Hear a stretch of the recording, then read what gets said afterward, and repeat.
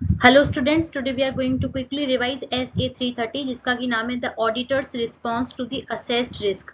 अब ये वो वाली रिस्क की बात हो रही है जो SA 315 में ऑडिटर ने असेस कर रखी है। SA 315 आप कवर कर सकते हैं, हमने उस पर भी वीडियो बना रखा है। तो SA 315 के हिसाब से जितनी भी रिस्क ऑडिटर ने असेस की है उसको SA 330 में आके वो रिस्पॉन्ड करेगा। तो यही इसका ऑब्जेक्टिव भी है SA 330 का। The objective of the auditor will be to obtain sufficient appropriate audit evidence about the assessed risk of material misstatement जो उसने SA 315 में असेस कर रखी है। थ्रू अब कैसे उसको रिस्पॉन्ड करेगा? Through designing and implementing the appropriate response. अब जो भी वो डिजाइन करेगा, इम्प्लीमेंट करेगा, ऑडिट प्रोसीजर अपनाएगा ताकि वो प्रॉपर्ली रिस्पॉन्ड कर सके उन सारी असेस्ड रिस्क को। अब इस रिस्पेक्ट में जब वो असेस रिस्पॉन्ड करेगा तो उसको रिस्पॉन्ड करने के लिए कुछ ऑडिट प्रोसीजर फॉलो करने पड़ेंगे, अब लेने पड़ेंगे in designing such the further audit procedure. जैसे SA 315 में रिस्क असेसमेंट प्रोसीजर कहते हैं रैप, इसी तरीके से ऑडिट प्रोसीजर सेम होते हैं, लेकिन 330 SA के कॉन्टेक्स्ट में आके उसको हम बोलते हैं फैप यानी फर्दर ऑडिट प्रोसीजर, और SA 315 में उसको बोलते हैं रिस्क असेसमेंट प्रोसीजर। तो यहाँ पे जो फर्दर ऑडिट प्रोसीजर ऑडिटर लेगा टू बी परफॉर्म्ड, उससे पहले उसको कुछ चीजें देखनी रहेगी। तो क्या वो कंसीडर करेगा? ये फर्दर ऑडिट प्रोसीजर लेने से पहले वो कंसीडर करेगा ऑडिटर की रीजन क्या था, the reason for the assessment given to the risk of material misstatement, यानी जो रिस्क असेस हुई है 315 में उसका रीजन क्या हो सकता है वो असेस करेगा। तो सबसे हो सकता है उसका पहला रीजन कि इनहेरेंट रिस्क। अब इनहेरेंट रिस्क क्या होती है? the likelihood of the material misstatement due to particular characteristics, यानी किसी है ना असर्शन की, किसी ट्रांजेक्शन की, किसी डिस्क्लोजर की, उसके पर्टिकुलर कैरेक्टरिस्टिक्स ही ऐसी है कि उसमें रिस्क होगा ही होगा, तो वो कहलाता है इनहेरेंट रिस्क। तो रिस्क ऑफ मटेरियल मिसस्टेटमेंट सबसे पहले इनहेरेंट रिस्क के कारण हो सकता है। दूसरा यहाँ पे कंपोनेंट हो सकता है ड्यू टू कंट्रोल रिस्क, यानी जो कंट्रोल इंप्लीमेंट कर रखे हैं तो वो प्रॉपर्ली ऑपरेट भी कर रहे हैं कि नहीं, तो इसका जो रिस्क कहलाता है वो कहलाता है कंट्रोल रिस्क। तो आप ध्यान से देखोगे तो basically risk of material misstatement होता ही इन दोनों का कॉम्बिनेशन है, किन दोनों का? इनहेरेंट रिस्क का और कंट्रोल रिस्क का। तो यही दोनों रीजन इसमें ऑडिटर इसमें चेक करेगा फर्दर ऑडिट प्रोसीजर अपनाने से पहले। तो यहाँ पे दोनों रीजन हो गए। तो सेकंड रीजन था whether the risk assessment takes into account the relevant control, यानी जो भी कंट्रोल इंप्लीमेंट तो कर रखे हैं तो क्या वो प्रॉपर्ली ऑपरेट भी कर रहे हैं कि नहीं। और इसके रिस्पेक्ट में ऑडिटर मोर परसुएसिव मतलब मोर कन्विंसिंग ऑडिट एविडेंस लेगा। क्यों? क्योंकि जितना ज्यादा असेसमेंट ऑफ रिस्क होगा, जितना ज्यादा वो असेस करेगा रिस्क को, उसको ज्यादा रिस्पॉन्ड करने के लिए उतने ही ज्यादा उसको convincing persuasive audit evidence gather करने पड़ेंगे। तो ये इसमें हो गया डिजाइनिंग किस अकॉर्डिंग होगी? फर्दर ऑडिट प्रोसीजर की। तो SA 330 की कॉन्टेक्स्ट में आपको further audit procedure keyword use करना है। अब देखिए स्टूडेंट्स, हमने पढ़ा कि फर्दर ऑडिट प्रोसीजर यहाँ पे ऑडिटर करेगा SA 330 के अकॉर्डिंग। तो फर्दर ऑडिट प्रोसीजर कौन कौन से वो करेगा? So auditors response to the assessed risk will be, और यहाँ पे जो आएंगे सबसे पहला आएगा टेस्ट ऑफ कंट्रोल और दूसरा आएगा सब्सटेंटिव प्रोसीजर। तो फर्दर ऑडिट प्रोसीजर दो तरीके के होते हैं, पहला होता है टेस्ट ऑफ कंट्रोल, दूसरा होता है substantive procedure. Test of control basically internal control properly operate कर रहे हैं कि नहीं, एफिशिएंट है कि नहीं थ्रू आउट द ईयर, तो वो चेक करने के लिए किया जाता है। तो test of control is basically to check the operating effectiveness of the internal control. और वेयर द सब्सटेंटिव प्रोसीजर जो होते हैं फाइनेंशियल स्टेटमेंट के ऊपर लगाए जाते हैं। तो फाइनेंशियल स्टेटमेंट की चेकिंग के लिए जो ऑडिट प्रोसीजर ऑडिटर लेगा ऐसे 330 में, वो सब्सटेंटिव प्रोसीजर कहलाते हैं। अब सब्सटेंटिव प्रोसीजर को दो भाग में बांटा गया, टेस्ट ऑफ डिटेल्स और substantive audit procedure.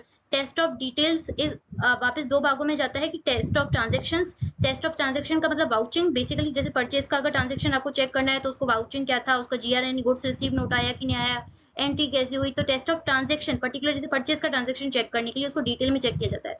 Test of balance का मतलब जैसे फिक्स्ड एसेट्स का एग्जांपल ले लो, तो फिक्स्ड एसेट्स प्रॉपर्ली एग्जिस्ट कर रहा है कि नहीं, फिजिकल वेरिफिकेशन, उसका बैलेंस प्रॉपर्ली है कि नहीं, तो ये टेस्ट ऑफ बैलेंस में यानी वेरिफिकेशन के अंदर आ जाएगा। अब नेक्स्ट जो सब्सटेंटिव प्रोसीजर का पार्ट होता है वो होता है सब्सटेंटिव एनालिटिकल प्रोसीजर। तो वही SA 520 के अकॉर्डिंग जो एनालिटिकल रेशियोज के अकॉर्डिंग है ना, फाइनेंशियल डेटा को नॉन फाइनेंशियल डेटा से कंपेयर करके जो यहाँ पे जो इन्फॉर्मेशन गैदर की जाती है, जो ऑडिट प्रोसीजर लिए जाते हैं वो सब्सटेंटिव एनालिटिकल प्रोसीजर होते हैं। तो ये हो गया फर्दर ऑडिट प्रोसीजर के दो भाग हो गए, टेस्ट ऑफ कंट्रोल और सब्सटेंटिव प्रोसीजर, और वापस सब्सटेंटिव प्रोसीजर के दो भाग हो गए, टेस्ट ऑफ डिटेल्स और सब्सटेंटिव एनालिटिकल प्रोसीजर। तो ये हमारे हो गए फर्दर ऑडिट प्रोसीजर। अब देखिए स्टूडेंट्स, यहाँ पे मेन इंपॉर्टेंट चीज आपको ध्यान रखनी है। अब ऑडिटर क्या लेगा? तो ऑडिटर सबसे पहले तो ले सकता है इन दोनों का कॉम्बिनेशन, फर्दर ऑडिट प्रोसीजर, क्योंकि उसको जो भी उसने 315 में रिस्क असेस की है उसको रिस्पॉन्ड करने के लिए फर्दर ऑडिट प्रोसीजर करने हैं। तो फर्दर ऑडिट प्रोसीजर ये दो तरीके के होते हैं, टेस्ट ऑफ कंट्रोल और सब्सटेंटिव प्रोसीजर। तो पहले तो वो ले सकता है इन दोनों का कॉम्बिनेशन, टेस्ट ऑफ कंट्रोल भी कर सकता है, सब्सटेंटिव प्रोसीजर भी कर सकता है। दूसरा सब्सटेंटिव प्रोसीजर अकेले भी कर सकता है वो। अब सब्सटेंटिव प्रोसीजर अकेले करना जरूरी ये भी कर सकता है, लेकिन इसमें एक चीज आपको ध्यान में रखनी है, केवल टेस्ट ऑफ कंट्रोल कभी भी नहीं होंगे, क्योंकि ऑडिटर को जो अपना ओपिनियन देना है वो फाइनेंशियल स्टेटमेंट पे देना है, ना कि इंटरनल कंट्रोल पे देना है। तो या तो इन दोनों का कॉम्बिनेशन होगा या फिर केवल सब्सटेंटिव प्रोसीजर भी हो सकते हैं। तो ये चीज आपको ध्यान में रखनी है। बाकी सब्सटेंटिव प्रोसीजर किस तरीके से होंगे, टेस्ट ऑफ कंट्रोल किस तरीके से होंगे, हम अभी कवर करेंगे। अब नेक्स्ट देखिए, auditor shall design and perform. अब टेस्ट ऑफ कंट्रोल अभी मैंने आपको बताया कि केवल टेस्ट ऑफ कंट्रोल कभी भी नहीं होंगे। टेस्ट ऑफ कंट्रोल केवल दो कंडीशन में होंगे, वो भी सब्सटेंटिव प्रोसीजर के साथ कॉम्बिनेशन में, अकेले तो कभी भी नहीं हो सकते। अब केवल वो दो कंडीशन कौन सी है जब auditor test of control perform करता है। तो देखिए, the auditor shall design and perform test of control to obtain sufficient appropriate audit evidence to the operating effectiveness of the controls when. अब ये ध्यान में रखना, केवल दो कंडीशन ऐसी है एसए 330 के अकॉर्डिंग जब ऑडिटर टेस्ट ऑफ कंट्रोल लेगा, वो भी कभी भी इंडिविजुअली नहीं लेगा, हमेशा सब्सटेंटिव प्रोसीजर के साथ ही लेगा।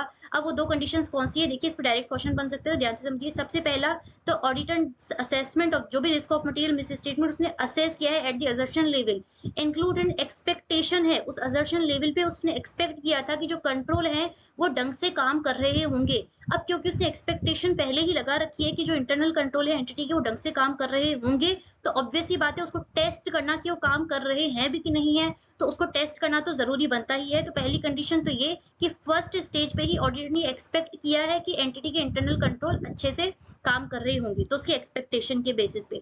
सेकंड पॉइंट होगा जब ऑडिटर टेस्ट ऑफ कंट्रोल लगाएगा जब substantive procedure can not provide, यानी जो सेकंड सब्सटेंटिव प्रोसीजर जो फाइनेंशियल स्टेटमेंट के ऊपर ऑडिट प्रोसीजर होंगे वो अकेले प्रॉपर रिजल्ट नहीं दे सकते, they can not provide sufficient appropriate audit evidence at the assertion level. अब ऐसा कब हो सकता है, ऐसा तब हो सकता है स्टूडेंट्स जब एंटिटी जो अपने कंडक्ट कर रही है अपना सारा का सारा बिजनेस किसी आईटी के बेसिस पे कर रही है, तो जो इंटरनल टेक्नोलॉजी है, इंफॉर्मेशन टेक्नोलॉजी के बेसिस पे वो अपने कंडक्ट कर रही है बिजनेस, तो जो भी डॉक्यूमेंट्स होंगे वो आईटी के बेसिस पे ही जनरेट किए हुए होंगे।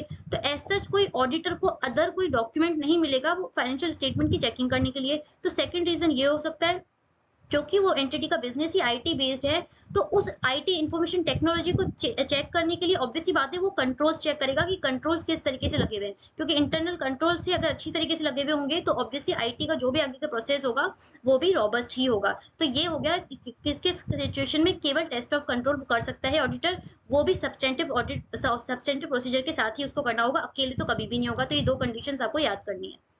अब नेक्स्ट देखिए स्टूडेंट्स, हमने लास्ट स्लाइड में पढ़ा कि टेस्ट ऑफ कंट्रोल दो सिचुएशन में होंगे, वो भी अगर होते हैं तो सब्सटेंटिव प्रोसीजर के साथ ही होंगे। अब यहाँ पे हम देखेंगे नेचर, एक्सटेंट और timing of test of control. तो यहाँ पे टेस्ट ऑफ कंट्रोल के लिए ऑडिटर परफॉर्म करेगा ऑडिट प्रोसीजर यानी in the combination of the inquiry, यानी ऑडिट प्रोसीजर इंक्वायरी तो होगा ही होगा टेस्ट ऑफ कंट्रोल्स के लिए। अब इंक्वायरी के साथ यहाँ पे ऑडिटर ऑब्जर्वेशन भी ले सकता है, इंस्पेक्शन ले सकता है और रीपरफॉर्मेंस कर सकता है। ऑब्वियसली बात है इंटरनल कंट्रोल है तो उसको ऑब्जर्व करेगा प्रॉपर्ली काम कर रहा है कि नहीं कर रहा है ना, और उसको इंस्पेक्ट करेगा। रीपरफॉर्मेंस यदि अगर कोई ट्रांजैक्शन है तो उसको खुद रीपरफॉर्म करके दिखेगा। तो ये एमसीक्यू पर्पस के लिए इंपॉर्टेंट है। इंक्वायरी के साथ, केवल इंक्वायरी अकेले कभी भी नहीं होगी टेस्ट ऑफ कंट्रोल के रिस्पेक्ट में, इंक्वायरी के साथ साथ ऑब्जर्वेशन, इंस्पेक्शन, रीपरफॉर्मेंस भी हो सकता है। तो ऑडिटर इस तरीके से इसको चेक करेगा कि वो इंटरनल कंट्रोल है प्रॉपर्ली इफेक्टिवली काम कर रहा है कि नहीं, और इसके साथ वो ये देखेगा कि how the controls were applied, किस तरीके से वो अप्लाई किए गए थे, कंसिस्टेंसी यानी थ्रू आउट द पीरियड काम कर रहा है कि नहीं, किसने उसको इम्प्लीमेंट किया है, बाय व्हाट मींस यानी किस तरीके से वो अप्लाई किए जा रहे हैं। और अगर वो इंटरनल कंट्रोल किसी दूसरे इनडायरेक्ट कंट्रोल के ऊपर डिपेंडेंट है तो वो दूसरा कंट्रोल जिसके ऊपर वो डिपेंडेंट है वो किस तरीके से काम कर रहा है, तो उस रिस्पेक्ट में वो सपोर्टिंग ऑडिट एविडेंस ऑडिटर लेगा। और test of control for the particular time, किसी एक पर्टिकुलर टाइम पे चेक करना है, throughout the period check करना है, तो ये ऑडिटर देखेगा कि वो कितना रिलाय करना चाह रहा है, क्योंकि जब वो रीपरफॉर्म करेगा, इंक्वायरी करेगा, इंस्पेक्शन करेगा, तो वो कितना रिलाय करना चाह रहा है उस इंटरनल कंट्रोल की वर्किंग के ऊपर, तो उसके ऊपर डिपेंड करेगा वो कितनी टाइमिंग पे इसको आगे और उसके ऊपर ऑडिट प्रोसीजर लेगा। तो ये था नेचर, टाइमिंग और एक्सटेंट अपनी टेस्ट ऑफ कंट्रोल का। अब नेक्स्ट देखिए student, very very important direct question बन सकता है इस पे 3-4 नंबर का, कि अगर ऑडिटर चाहे तो using the audit evidence obtain in the previous audit, यानी किसी पिछले सालों में अगर ऑडिटर ने सेम एंटिटी की ऑडिट कर रखी है तो उस पिछले सालों में अगर उसने ऑडिट के टाइम पे कुछ ऑडिट एविडेंस ऑब्टेन किया हो तो क्या वो उसको इस करंट ईयर के ऑडिट में भी यूज कर सकता है कि नहीं। तो ये इसके आंसर से, तो कुछ फैक्टर्स ऑडिटर को ध्यान में रखने पड़ेंगे, तो वो फैक्टर्स कौन से वो देखिए। तो ये डायरेक्ट आपको उसको याद करना है, डायरेक्ट क्वेश्चन बन सकता है। तो ये पिछले सालों के ऑडिट एविडेंस यूज करने से पहले ऑडिटर देखेगा तो effectiveness of the other elements of internal control including the control environment. अब ये सारे जो इंटरनल कंट्रोल के कंपोनेंट है एसए 315 वाले वीडियो में हमने डिटेल में डिस्कस किए हैं, तो आप वो देख सकते हो। तो इफेक्टिव कितना है, यानी इंटरनल कंट्रोल के जो कंपोनेंट है वो कितने इफेक्टिव हैं, और risk arising from the characteristics of the control, यानी जो कंट्रोल लगे हुए हैं उससे रिस्क कितना अराइज हो सकता है, क्योंकि अगर मैनुअल है तो रिस्क ज्यादा होगी, ऑटोमेटेड हो तो कम होगा। तो किस नेचर क्या है उसका इंटरनल कंट्रोल का, इफेक्टिव कितने हैं, वो जनरल आईटी कंट्रोल से कितना इफेक्टिव है, उसका आउटपुट किस अकॉर्डिंग जा रहा है, उसका इनपुट क्या है। तो इफेक्टिवनेस के ऊपर डिपेंड करेगा कि पिछले सालों के हम ऑडिट एविडेंस ले सकते हैं कि नहीं ले सकते हैं। तो effectiveness of the control personal changes, अगर लास्ट टाइम कोई दूसरा स्टाफ था अभी दूसरा स्टाफ है तो ऑब्वियसली उनके काम करने के तरीके में चेंज होगा, तो वो कितना इफेक्टिवली काम कर रहे हैं, तो उसके बेसिस पे भी ऑडिट एविडेंस कितना सफिशिएंट है कि नहीं, यूज कर सकते हैं कि नहीं, वो डिपेंड करेगा। The lack of change in the particular control, यानी अगर जैसे कंट्रोल ऐसे लगे हुए हैं तो टाइम के साथ साथ चेंज होने ही चाहिए, तो अगर ऐसे वो चेंजेस नहीं हो रहे हैं तो उसके ऊपर भी डिपेंड करेगा कि हम पिछले सालों के लें कि नहीं लें। Risk of material misstatement, the lack of reliance on the control, यानी कितना रिस्क है उस पर्टिकुलर कंट्रोल के लिए, उसका क्या एक्सटेंट है, तो उसके ऊपर भी डिपेंड करेगा कि ऑडिटर पिछले सालों को ऑडिट एविडेंस ले सकता है कि नहीं ले सकता है। अब नेक्स्ट देखिए students, nature and extent of the substantive procedure. पिछले साइड हमने nature extent timing of the test of control पढ़ा था, अभी सब्सटेंटिव प्रोसीजर के लिए। अब देखिए इसमें केवल अभी हमने पढ़ा था सब्सटेंटिव प्रोसीजर जो होते हैं दो तरीके के होते हैं, टेस्ट ऑफ डिटेल्स होती है और यहाँ पे सब्सटेंटिव एनालिटिकल प्रोसीजर होता है। तो यहाँ पे टेस्ट ऑफ डिटेल्स जो होती हैं वो भी दो तरीके की होती हैं। तो ये आपको देखना है कि टेस्ट ऑफ ट्रांजेक्शन यानी किस अकॉर्डिंग ट्रांजेक्शन चल रहा है जिसको बोलते हैं बाउचिंग, और दूसरा होता है टेस्ट ऑफ बैलेंसेस यानी वेरिफिकेशन। तो कौन सा कितना एक्सटेंट लेना है, तो ये यहाँ पे हम देख रहे हैं कि नेचर कितना है, एक्सटेंट कितना ले सकते हैं सब्सटेंटिव प्रोसीजर्स का। अब सब्सटेंटिव प्रोसीजर होते क्या है वो भी हमने कवर कर लिया कि फाइनेंशियल स्टेटमेंट के ऊपर जो भी ऑडिट प्रोसीजर लिए जाते हैं तो वो कहलाते हैं सब्सटेंटिव प्रोसीजर। तो दो तरीके हो गई है, टेस्ट ऑफ डिटेल्स यानी टेस्ट ऑफ ट्रांजेक्शन और टेस्ट ऑफ बैलेंसेस, और सब्सटेंटिव एनालिटिकल प्रोसीजर जो एसए 520 के अकॉर्डिंग किए जाते हैं। तो यहाँ पे ऑडिटर केवल सब्सटेंटिव एनालिटिकल प्रोसीजर भी ले सकता है जो यानी रेशियो एनालिसिस था to reduce the audit risk. Test of details भी यहाँ पे वो कर सकता है जो उसको अप्रोप्रिएट लगता है, टेस्ट ऑफ डिटेल्स यानी टेस्ट ऑफ ट्रांजेक्शन और टेस्ट ऑफ बैलेंसेस यानी वाउचिंग वेरिफिकेशन, इन दोनों का कॉम्बिनेशन भी ले सकता है जो कि most responsive to the assessed risk, यानी जो भी असेस रिस्क की हुई 315 के अकॉर्डिंग तो उसको ना उसको रिस्पॉन्ड करने के लिए उन दोनों का कॉम्बिनेशन भी यूज कर सकता है। तो स्टूडेंट्स ये था हमारे एसए 330। अब इसमें एक चीज आपको बहुत इंपॉर्टेंट ध्यान रखनी है कि टेस्ट ऑफ कंट्रोल्स जो है कभी भी अकेले इंडिविजुअली नहीं होते हैं, वो हमेशा सब्सटेंटिव प्रोसीजर के साथ होते हैं। सब्सटेंटिव प्रोसीजर यहाँ पे कभी भी ऑडिटर स्किप नहीं कर सकता क्योंकि उसको अपना ओपिनियन फाइनेंशियल स्टेटमेंट पे देना होता है, तो इसलिए सब्सटेंटिव प्रोसीजर तो उसको करना ही करना है। और टेस्ट ऑफ कंट्रोल्स केवल दो सिचुएशन में होते हैं जो हमने पिछले स्लाइड में कवर कर रखे हैं, तो ये आपको समझना है एसए 330 में। तो आई होप आपके लिए ये वीडियो बेनिफिशियल रहा होगा। For more such content please like and subscribe our channel. Thank you so much.